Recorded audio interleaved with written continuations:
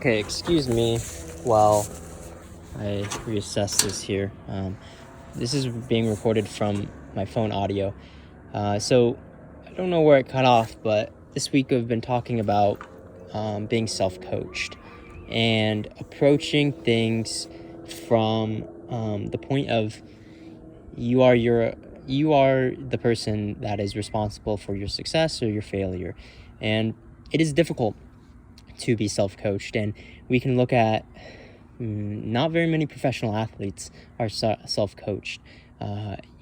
No professional athletes in the field of team sports are professionally or not coached, or not self-coached, or are whatever. Anyways, so it is something that I've thought about a lot, and it's something that is on my mind is, am I limiting myself by coaching myself? And I think that in a way I am, but also in a way, I'm also a little bit more in tune with my body, and I kind of know my limitations a little bit more, but that is also a thing of limitations. The focus has really also been on finding, the limits and being able to push those limits, and being able to, when you're really super tired in training, keeping on pushing a little bit further past that, knowing that, expanding your vision of what you're capable of, because that's probably the most difficult part. And training has been not rocky. I think it's been fairly consistent with everything that has been going on. So I think that I'm pretty happy with it. And I think that my running has come quite a long way.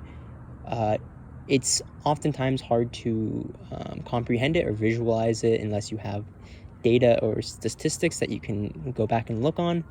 And I think that in my case, I'm not really going back and looking at it, but I can go back and I can look at, past PRs or past times that I've ran, and also just the general feeling of how my body feels now versus how training was back then.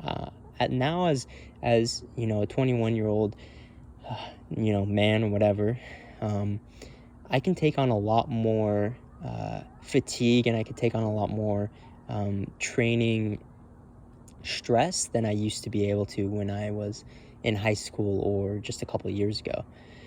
So that is something that I'm proud of and that I take into account.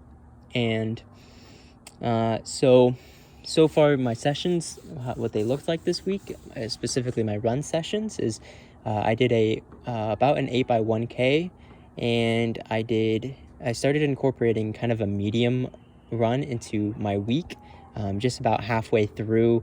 Not necessarily a super hard workout, but something where, getting the heart rate going, a little bit longer of an effort, sustained at a higher than usual pace, just to get more comfortable with longer distances, and just more comfortable with the pain in general.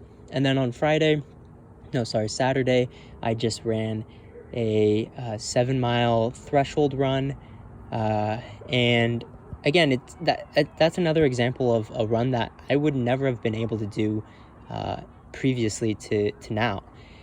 And I might post the stats to those runs, but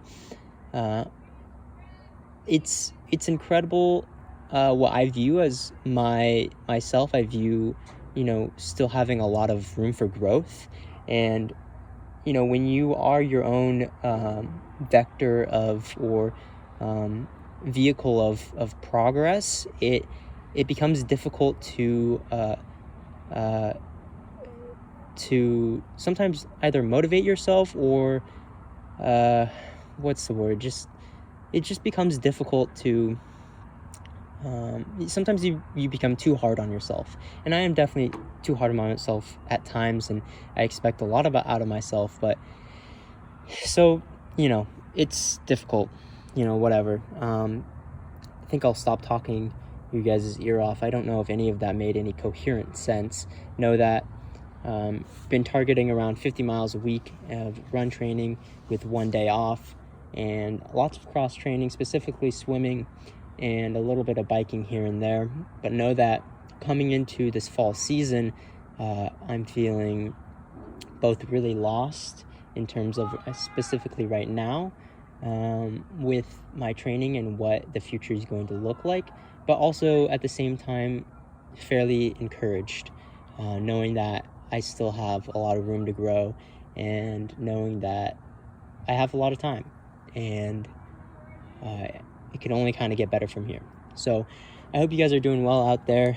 Hope you guys are, hopefully enjoying fall as it approaches in the cooler weather. And I'll see you guys next week.